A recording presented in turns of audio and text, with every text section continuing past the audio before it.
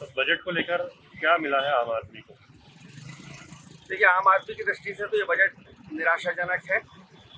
और मध्यम वर्ग जो उम्मीद कर रहा था कि आयकर की छूट की लिमिट बढ़ेगी, वो नहीं हुआ है। स्लैब में कोई परिवर्तन नहीं हुआ है। लेकिन हमको समझना होगा कि ये कोविड के बाद का बजट है और कोरोना के कारण इसको जिस तरह से हेल्थ सेक्टर में सरकार ने पैसा डाला है वो निश्चित ही प्रशंसनीय है। लेकिन उद्योग जगत को और व्यापार जगत को जितनी राहत कोविड के बाद मिलनी चाहिए थी उस हिसाब से उसको राहत नहीं मिल पाई है, क्योंकि कोरोना ने उद्योग जगत की और व्यापार जगत की कमर एक तरह से तोड़ दी थी। इसलिए उद्योगपति और व्यापारी ये अपेक्षा कर रहे थे कि उन्हें इस बजट में कुछ राहत मिलेगी, मगर इस तरह की राहत को इस बजट में उनको दिखाई नहीं दी जा रही है। ये चुनावी बजट भी आप कह सकते हैं। जिन 5 राज्यों में चुनाव होने हैं अगले 6 महीने में, केरल में, पश्चिम बंगाल में, असम में, तमिलनाडु में, उन राज्यों में इंफ्रास्ट्रक्चर पर काफ़ी खर्च किया गया है। सड़कें बनाने की बात हो, रेलवे का ट्रैक की बात हो, मजदूरों के हित की बात हो, इन राज्यों के मजदूरों के बारे में, चाय मजदूरों के बारे में सरकार ने काफ़ी सोचा है और उसको काफ़ी उन्होंने दिया है। और इसमें कुछ गलत भी नहीं है, क्योंकि राजनीतिक दल जब अपना बजट बनाते हैं तो बजट के साथ साथ उसमें वो राजनीति का भी ध्यान रखते हैं और पॉलिटिकल ड्रिवन बजट होता है। इसमें कोई नई बात भी नहीं है। पर आपने हेल्थ केयर और रियल स्टेट की बात करी। सरकार ये कह रही है कि 17 करोड़ नौकरियां पैदा होंगी। क्या ऐसा हो सकेगा? देखिए, सरकार ने पहले भी दावा किया था कि हर वर्ष 2 करोड़ रोजगार के अवसर पैदा करेंगे। अभी भी सरकार का दावा कर रही है, लेकिन रोजगार के अवसर पैदा करना सरकार के लिए एक बहुत ही बड़ी चुनौती है, क्योंकि बेरोजगारी का जो दर है वो इस वक्त सर्वोच्च है और पिछले आज़ादी के बाद से अब तक की सर्वाधिक ऊंची दर पर बेरोजगारी है। तो निश्चित रूप से कोविड ने बहुत सारे लोगों का रोजगार खाया है, बहुत सारे लोगों को बेरोजगार किया है।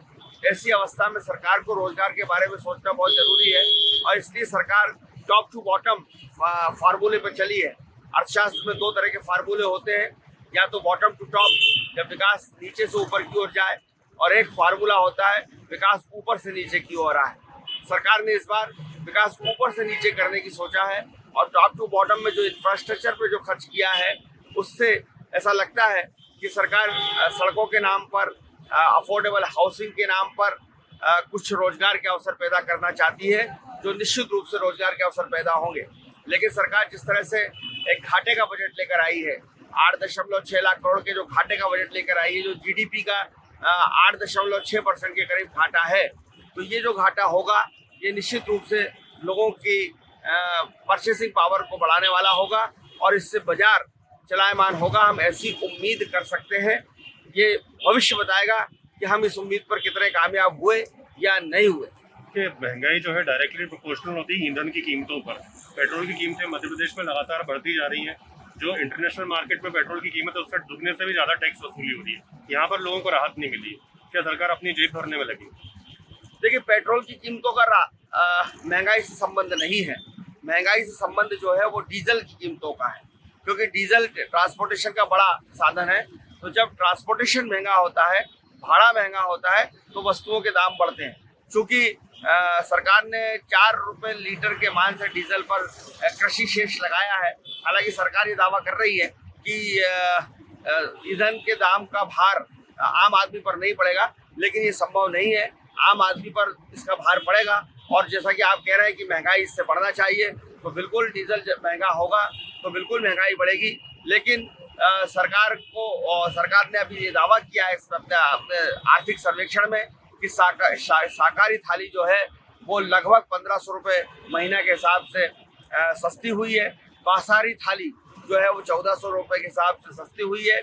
और लेकिन रसोई गैस की जो सब्सिडी है उसमें घटाव कर दिया गया है। पेट्रोल डीजल की सब्सिडी में घटाव कर दिया गया है और तो और केरोसिन की सब्सिडी को भी घटा दिया गया है। तो निश्चित रूप से ये सब चीज़ें महंगाई बढ़ाने वाली साबित हो सकती है। अगर किचन के बजट की बात की जाए तो सरकार दावा कर रही है कि 20,000 रुपये साल आम आदमी का किचन के बजट में बचेगा। आपको लगता है कि ईंधन की बढ़ती कीमतों के बाद ये संभव हो पाएगा? ईंधन की कीमतें बढ़ने से निश्चित रूप से खाद्य सामग्री महंगी होगी, सब्जियां महंगी होंगी, ये सीधा संबंध इनका किचन से है। लेकिन सवाल केवल महंगाई को हम समग्र रूप में देखना चाहिए और केवल किचन का ही संबंध नहीं है, बल्कि अन्य वस्तुओं के सामान भी दाम भी बढ़ने वाले हैं, तो वो भी महंगाई को प्रतिबिंबित करेंगे, महंगाई के बारे में बात करेंगे। हालांकि मुद्रास्फीति की दर जब भी बढ़ती है तो देश के विकास के लिए वो ठीक होता है अर्थशास्त्र की भाषा में। आम आदमी को जरूर लगता है कि बहुत महंगाई बढ़ रही है, लेकिन महंगाई का बढ़ना देश के विकास के लिए अच्छी बात मानी जाती है। तो अगर महंगाई बढ़कर भी देश का विकास होता हो तो मैं समझता हूँ इसमें कोई बुराई नहीं। केंद्र सरकार और वित्त मंत्री दावा कर रहे हैं कि इस बजट के बाद से जीडीपी डबल फिगर में जाएगी। कोरोना काल के बाद से आपको ये संभव लगता है? अभी तो ऐसा लग नहीं रहा है। पहले भी कहा गया था कि जीडी हमारी जो है वो डबल अंकों में हो जाएगी। हम दावा कर रहे थे कि हमारी जीडीपी 8% से ऊपर चली जाएगी। अभी हमने दावा किया है कि 2022 में हमारी जीडीपी 11% हो जाएगी। लेकिन ये दावे हैं, वास्तविक स्थितियां इसके खिलाफ है। हालांकि जिस तरह से बजट, ये घाटे का बजट बना है और जीडीपी का लगभग 6.8% जो है वो घाटा इसमें हम दिखा रहे हैं, तो जब भी घाटे का बजट बनता है तो वो जीडीपी को बढ़ाने वाला होता है, ऐसा हम अर्थशास्त्र के विद्यार्थी मानते हैं। क्योंकि जब घाटे का बजट होता है तो सरकार ज़्यादा पैसा खर्च करती है विकास कार्यों पे जनता के बीच में। मनरेगा की राशि बढ़ाएगी, विकास कार्य करवाएगी, निर्माण कार्य करवाएगी, और डेवलपमेंट पे जब सरकार ज़्यादा खर्चा करेगी तो लोगों की आय बढ़ेगी, लोगों को रोजगार मिलेगा। लोगों की आय बढ़ती है तो परचेसिंग पावर बढ़ती है, परचेसिंग पावर, क्रय शक्ति जब बढ़ती है तो मांग बढ़ती है, मांग बढ़ती है तो उत्पादन बढ़ता है, उत्पादन बढ़ता है तो रोजगार के अवसर पैदा होते हैं। तो मुझे लगता है कि घाटे के बजट बनाने के पीछे उद्देश्य यही है कि सरकार जीडीपी को बढ़ाना चाहती है। तो last one word from your side, आपके हिसाब से आम आदमी को इस बजट में क्या मिला? वो मैंने शुरू से ही कहा कि आम आदमी के लिए बजट कोई बहुत उत्साहजनक पैदा करने वाला नहीं है। मध्यम वर्ग के लिए इस बजट में वैसा कुछ विशेष दिखाई नहीं देता है ये। लेकिन हमको ये समझना चाहिए कि सरकार कोविड से जूझ रही है, वैक्सीनेशन हमको करना है और टीकाकरण पर बहुत सारा पैसा खर्च होना है। गरीब देश में टीकाकरण करवाना, हमने तो 100 देशों की जिम्मेदारी भी ली है कि हम उनको भी टीकाकरण उपलब्ध कराएंगे। तो टीकाकरण के मद्देनजर और कोविड के मद्देनजर ये एक बेहतर बजट है। इससे बेहतर बजट की उम्मीद हम कर भी नहीं सकते थे, क्योंकि हमें बजट बनाते समय अपनी तात्कालीन परिस्थितियों का ध्यान रखना होगा। निर्मला सीतारमण के सामने चैलेंजेस बहुत थे, चुनौतियां बहुत थी, उनके हाथ बंधे हुए थे।